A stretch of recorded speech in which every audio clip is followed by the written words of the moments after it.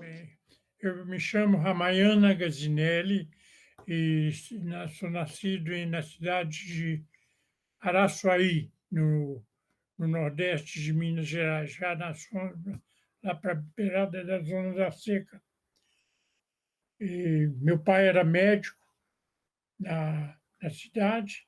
Eu passei a primeira infância lá. Era uma cidade pobre, mas a família não era pobre, porque, vamos dizer, porque meu pai era médico na região, era bem respeitado e tal. Então, mas, de qualquer maneira, eu venho de uma região muito pobre. A água na minha casa ia carga de burro. O burro ia ao rio buscar os vasos, os recipientes de água. Tinha um menino encarregado de buscar água no rio para nossa casa, porque não havia água encanada na cidade, não havia eletricidade. Então, assim, era uma vida, de certa maneira, mas nós não podíamos dizer que éramos pobres. Depois, já na, aos 10 anos, mais ou menos, vim para. Meu pai adoeceu e teve que vir para tratamento em Belo Horizonte, e a família se transferiu para cá. Eu passei minha juventude toda em Belo Horizonte, cursando as escolas públicas, uma escola municipal muito boa, infantil, a escola de aperfeiçoamento de professores, e depois fiz o ginásio no Colégio Estadual de Minas Gerais. Depois entrei na universidade aqui, então a infância e a juventude foi passada em Belo Horizonte. Parece, eu não sei bem, mas parece que havia uma competição entre as várias pessoas em dar os nomes mais extravagantes possível. Então, tinha vários nomes desse tipo lá, vários jovens que hoje são da minha idade, ou já morreram, com nomes assim. Meu pai provavelmente ele dizia que tinha escolhido o nome de um conto daquele, tinha um escritor Malbataan, e num dos contos tinha um Ramayana, um príncipe Ramayana, então ele escolheu esse nome. Então isso não é meio extravagante mesmo, não tem razão de ser. Meu pai era uma pessoa bem educada, era médico e bem educado, assim, um leitor constante. Meu pai tinha sido diplomado no Rio de Janeiro, na Escola de Medicina do Rio de Janeiro. Então, ele tinha um nível acima em educação. E, bem, a família foi educada antes, juntos, mas com a educação com a doença do meu pai, todos foram separados, cada um foi ser cuidado por alguém da família. E depois a família se reuniu de novo. Por sorte, tive uma educação muito boa, porque eu primeiro estudei numa escola municipal de Teoflotone, e depois o primário. Depois completei o meu primário na melhor escola de Belo Horizonte, que era a Escola de Aperfeiçoamento de Professores. Depois fui para uma escola pública, um ginásio público, o antigo ginásio mineiro, que depois, nessa época, já se chamava Colégio Estadual. Fiz meus estudos assim, então eu tive uma formação boa no primário e secundário. Na escola primária eu sempre tive, eu pertencia a escolas boas na escola primária. E eu era um aluno que, de certa maneira, se destacava. Então, na verdade, havia laboratórios, mas eles ficavam totalmente trancados. Nunca nós tivemos oportunidade de entrar num laboratório de física. Então, a aula é puramente teórica. E era ditada ainda por cima. O professor ia na frente e ditava a aula. Então, realmente a formação. Mas era o texto que ele ditava. Era um texto bom, mas ele era toda a aula ditada. Nós anotávamos ditado e depois copiavam as figuras que ele fazia no quadro negro. Então, realmente era um ensino bem, bem vaga, bem fraco desse ponto de vista. Agora, era exigente no ponto que ele o nível que ele exigia de conhecimento, mas a forma que era transmitida era realmente bem fraca. A minha sorte é que aí a minha formação do colégio, por exemplo, em física, coincidiu com a volta do César Lattes ao Brasil, o retorno de César Lattes. Isso teve um impacto imenso entre os jovens. A volta do César Lattes, com o destaque que tinha tido na Inglaterra e tal, com o Mason, e isso teve um impacto imenso. E, então, de certa maneira, motivou muito os estudantes na época. Eu fui muito motivado por isso. A dificuldade é que, na época, realmente o que eu deveria ir, eu já tinha a intenção de fazer uma carreira científica quando jovem. E o certo seria ter ido para a faculdade de filosofia, onde estava. Mas realmente, naquela época, a faculdade de filosofia era bastante fraca. O ensino era um ensino em que era misturado a parte de formação didática e de conteúdo. Então, eu não sei como dizer isso, mas não havia. O bacharelado e a licenciatura eram mais ou menos misturados. Então, era um pouco fraco o ensino quanto ao conteúdo. E na, na época, eu procurei o conselho de várias pessoas, professores e tal. Eles me aconselharam, porque a melhor maneira de me informar como cientista, era ir para a escola de engenharia. Então, é por isso que era uma opção errada, de qualquer maneira, mas não tinha muita escolha. Ou eu ia para a escola de engenharia, ou ia para a faculdade de filosofia. A escola de engenharia, o objetivo era outro, e tinha um ensino mais formal, com mais conteúdo. E a faculdade de filosofia era a mistura do didático, da formação de professores de escola média com o conteúdo. Então, ah, não era uma formação científica boa. Então, eu acabei optando por entrar na escola de engenharia, onde eu teria uma melhor formação científica. Eu fui um estudante que se destacou no colégio estadual. Então, quando eu terminei meu curso, e ainda não tinha nenhum curso de formação de professores. Eu era estudante da escola de engenharia. Eu fui chamado, o Colégio Estadual teve dificuldade em encontrar professores de física. Então, eu fui convidado pelo diretor para ser professor de física no Colégio Estadual. E foi assim. Primeiro, aliás, de matemática. Eu fui primeiro, agora eu estou me recordando.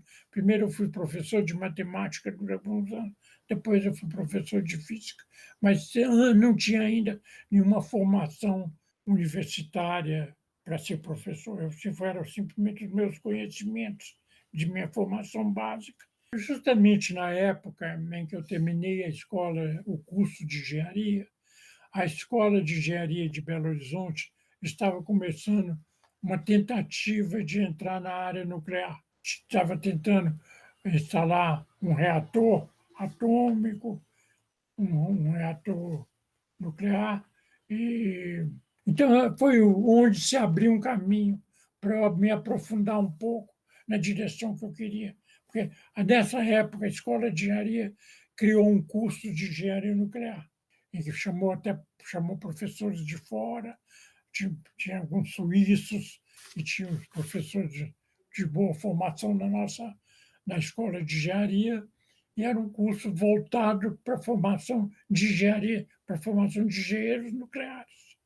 Então, era o que mais se aproximava dos meus objetivos finais. Então, eu entrei nesse curso de engenharia nuclear.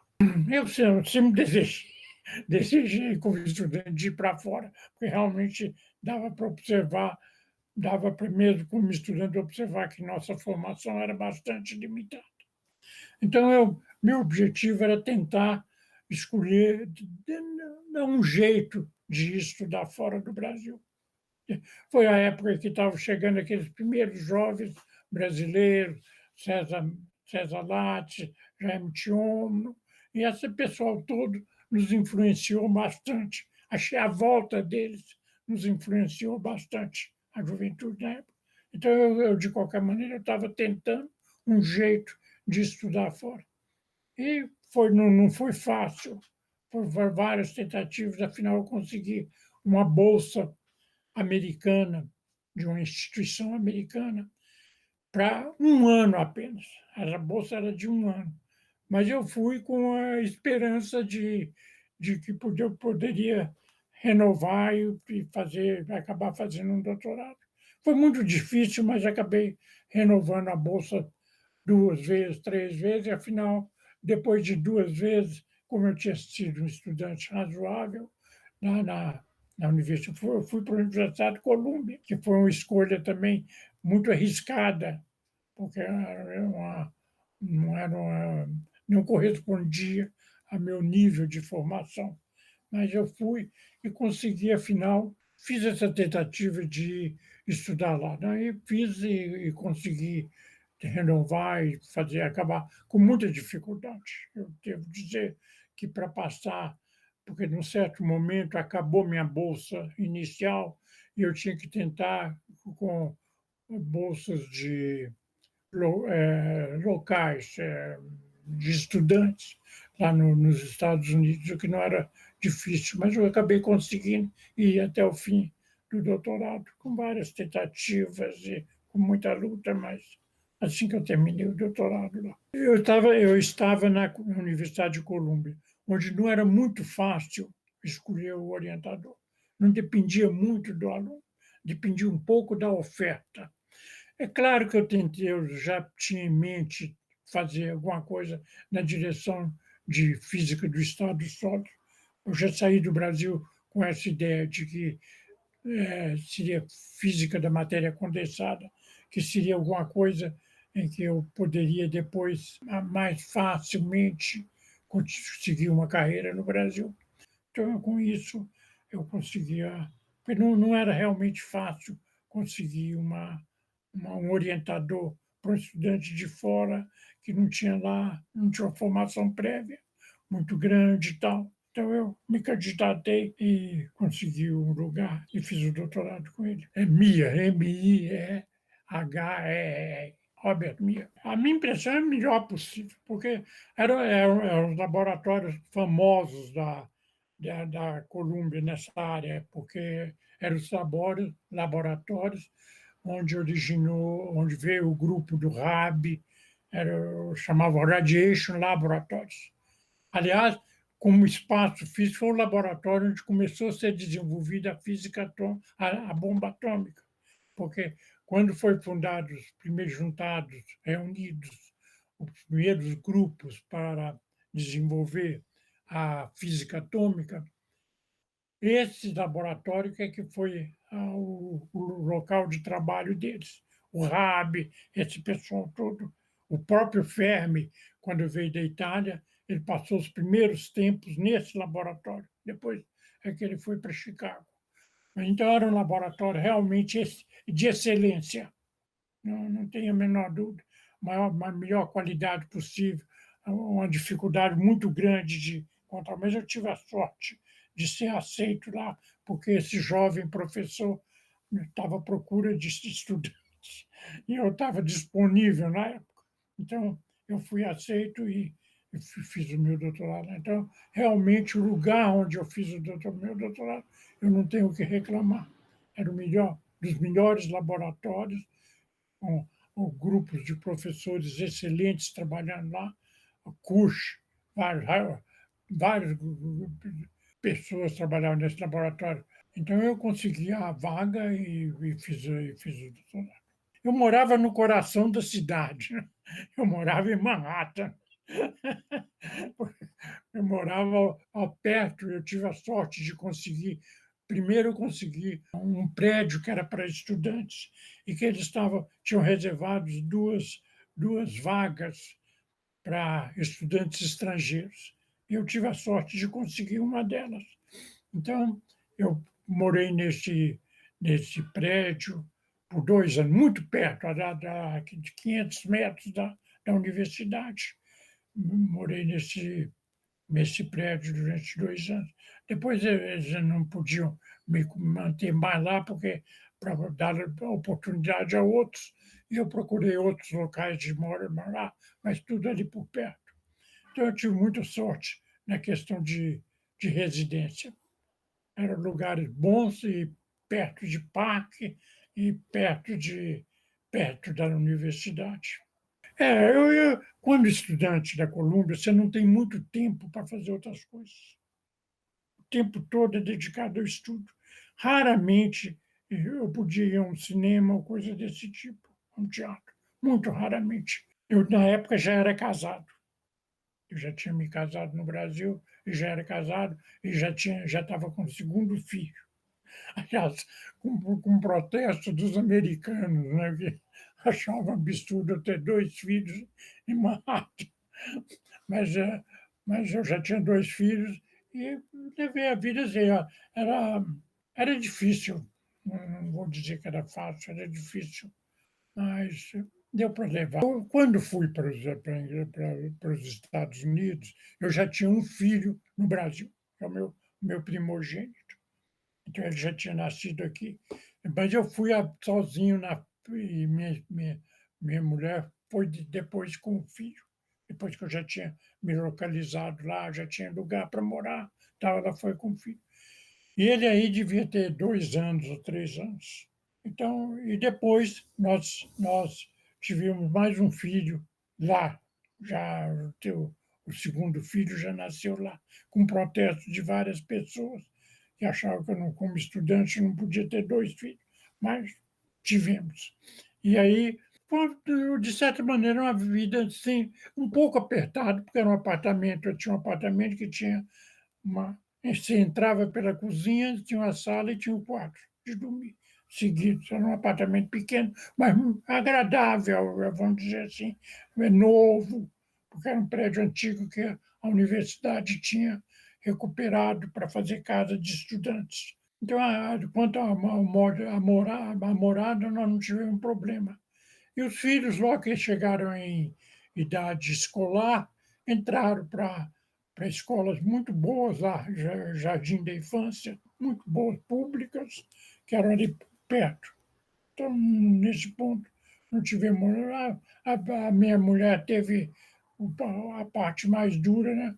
Que era essa de manter a casa, levar os filhos à escola e tal. Eu tive a parte mais leve, que era só estudar e voltar. Mas a Colômbia era perto da Colômbia, então eu ia andando para o meu laboratório sem problema. Então não foi uma vida difícil, não, desse ponto de vista. Difícil assim, pouco dinheiro, manter a casa, coisa desse tipo.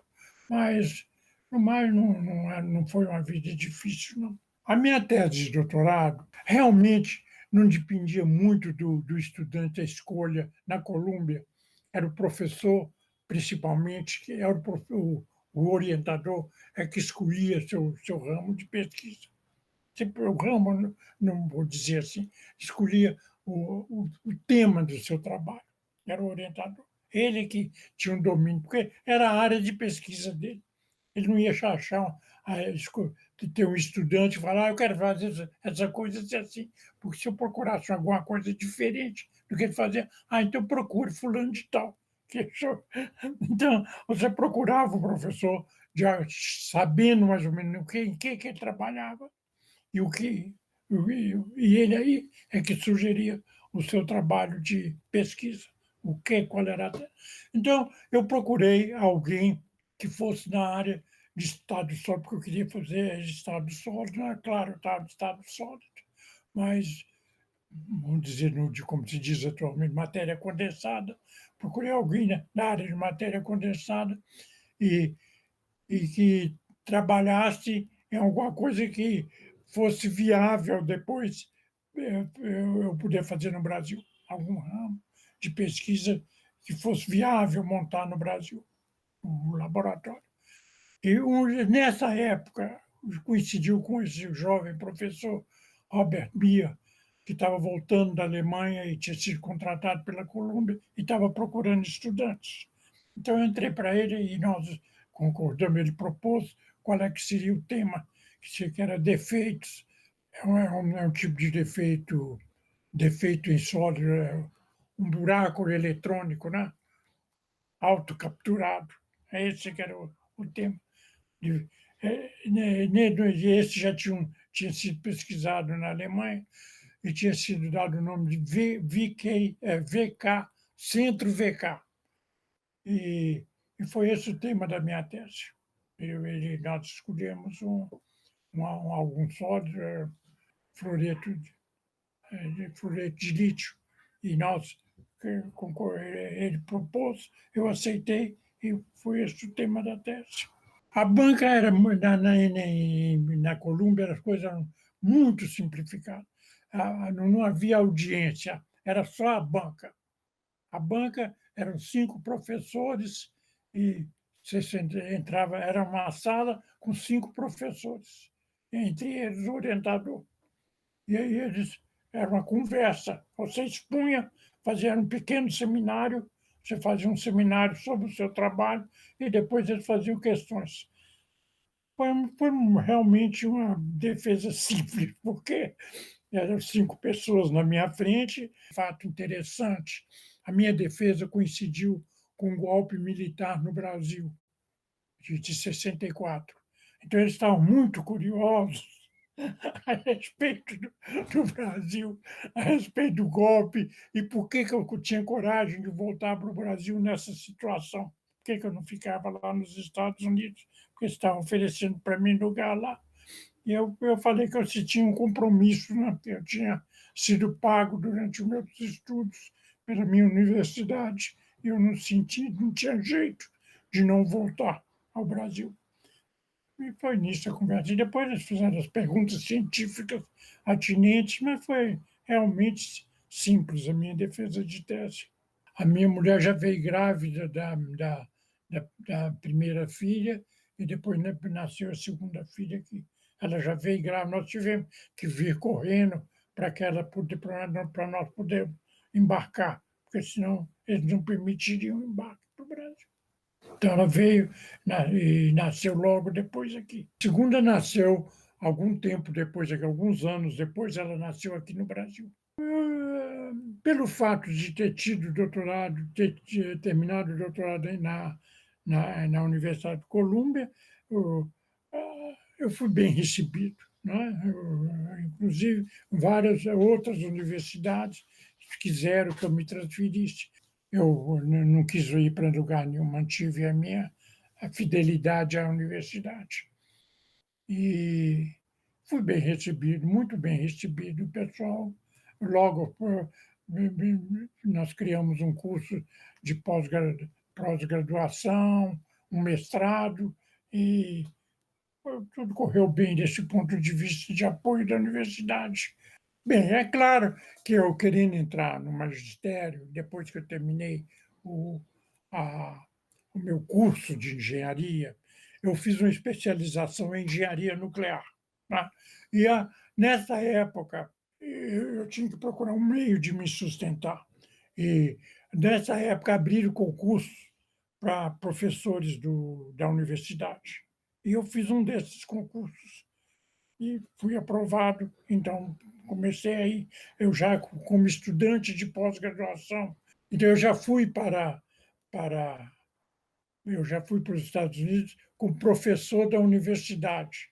Foi pelos 25. Eu me formei eu acho que eu me formei com 24 ou 25 anos. E aí eu já comecei imediatamente como professor da universidade, porque eu fiz o concurso para entrar como professor da física, 25 anos, mais ou menos. Aí eu já fiz a minha pós-graduação, vamos dizer, pós-graduação aqui no Brasil, que é a engenharia nuclear, já professor da universidade. Então eu já tinha 24, 25 anos. O que veio primeiro é o Instituto de Pesquisas Radioativas, né? Nós tivemos um líder aqui na pesquisa, um líder, que era o professor Magalhães Gomes, Francisco de Magalhães Gomes. Era um professor da escola de engenharia, uma pessoa muito inteligente, mas que não teve oportunidade de ter uma formação científica, assim, para ser um pesquisador, mas sempre foi um grande professor. E ele que sonhava com essa instalação da logo que veio logo depois da guerra, né, que veio a bomba atômica, a física de Newton, ele logo tentou criar um um reator, montar um reator nuclear aqui na universidade. Ele trabalhou para isso. Apesar de ele propriamente, apesar de ser uma pessoa de inteligência, de uma visão muito larga, ele próprio não era um pesquisador, mas era um professor absolutamente muito bem formado, que era assim, que tinha uma visão bastante, já ia ter a parte desde a parte de geologia até o reator nuclear. Então, na época que ele criou o Instituto ele começou a trabalhar, já tinha os grupos de geologia, grupos muito bons, ligados a um grande geólogo brasileiro, Djalma Guimarães, que foi um grande geólogo brasileiro e que fez pesquisas de minérios potencialmente ricos. Então, nessa época, foi adquirido um reator nuclear, e montou-se um reator nuclear em Belo Horizonte. Esse instituto começou a girar em torno desse reator. Tinha um grupo de geologia que procurava minérios ricos, potencialmente utilizáveis, né? E ele começou a formar os engenheiros que precisavam formar uns engenheiros nucleares para trabalhar nesse reator. Então, eu fui dos primeiros componentes de um desses grupos. Então, mas eu escolhi ir para a área de física mesmo. Um sonho do professor Magalhães Gomes, para você ter um grupo desse, você tinha que ter um grupo de física da matéria condensada. Fazia parte do plano dele. Então, eu já fui para os Estados Unidos, eu tive minha tese ligada com a obrigação de me aperfeiçoar em física da matéria condensada, para eu voltar a ser a base de um grupo de matéria condensada aqui. Então, eu realmente entrei na Universidade de Colômbia e depois procurei fazer minha tese em alguma coisa que fosse ligada à matéria condensada. Comecei, então, a a montar um grupo de pesquisa em relação a isso. O grupo foi formando aos poucos, né? Porque eu era o primeiro, vamos dizer assim, eu seria como se fosse a raiz. E aí eu comecei a formar, a dirigir as pessoas, a orientar as pessoas para formar em torno da matéria condensada, para procurar as teses em coisas que fossem para tentar alguma consistência ao grupo, porque senão cada um ia para um lado. Um ia fazer física nuclear, o outro ia fazer física de partículas. Então, eu orientava. Eu me lembro de ter orientado estudante que queria, de toda maneira, fazer física de partículas. Então, eu falei: olha, se você quer fazer física de partículas, você não pode ficar aqui em Belo Horizonte. Você vai perder seu tempo. Você vai ou para Brasília, na época, estava criando o grupo de física de partículas lá. E, ou você vai para Brasília, isso foi antes da Revolução de 64, né? Eu falei: ou você vai para Brasília, ou você vai para São Paulo. Escolhe um desses lugares, ou vai para o Rio de Janeiro. Então, eu falei com ele: ou vai para o CBPF, ou vai para Brasília, mas você não pode ficar em Belo Horizonte, porque nós não vamos ter jeito de formar um grupo de física de partículas aqui. Então, eu orientava o pessoal mais ou menos para onde eles deveriam ir. E derretia só os que estavam decididos a manter a física de matéria condensada aqui conosco, em Belo Horizonte. Tudo orientado nessa direção. Era a gente que podia trabalhar em matéria condensada, principalmente em defeitos em sólidos. Era mais ou menos a orientação que eu estava querendo dar ao grupo. Mas eu não limitava, eu orientava, eu procurava ver o que eu podia, que estava dentro da minha capacidade, da minha possibilidade, da minha capacidade de orientar, ou orientava para outros lugares, para ir para outros lugares. Eu não retinha as pessoas indevidamente. Se o aluno estava persistindo: não, eu quero fazer física de partículas, eu falo: tudo bem, você pode fazer, mas não aqui, porque aqui você não vai ter chance. Você vai para tal lugar, assim, tal. Assim, eu consegui orientar várias pessoas e eu acho que eu encaminhei bem essa questão. A tendência no Brasil é ser física teórica. Então, se você não se segurar a mão um pouco, todo mundo vai para a física teórica. Isso é minha experiência como professor universitário de física. Todo mundo que é física teórica tem um apelo maior. Então, se você não segura a mão, todo mundo vai. Então, você tinha que realmente segurar a mão um pouco para ver se você mantinha um número limite, alguns pelo menos, que fosse para física experimental. Então, essa é a minha orientação. Eu não forçava ninguém, mas eu orientava de maneira a manter a nossa formação, a poder formar um grupo aqui. Então é isso. Então, com isso, eu fui formando um grupo em Belo Horizonte, que eu acho que foi a física nuclear. Nós não tínhamos muita chance de fazer em física nuclear no Belo Horizonte. Não havia muita chance. Você tinha um reator atômico, mas era um reator realmente que não dá para fazer experiências em física nuclear. Então era bastante limitado, nós não tínhamos um acelerador, não tinha nada disso. Então fazer física nuclear no Belo Horizonte era realmente uma coisa difícil. Então eu procurei manter a orientação com certo nível, porque quando eu cheguei, deixa eu voltar um pouco atrás, quando eu voltei, eu tinha, de certa maneira, uma certa liderança, porque eu tinha um doutorado na Universidade de Colômbia, então isso aí me dava naturalmente uma certa liderança. Então, eu consegui um certo domínio, vamos dizer assim, não vou dizer, não na má palavra, mas não no mal interpretação da palavra, mas uma maior capacidade de dirigir, de orientar o grupo.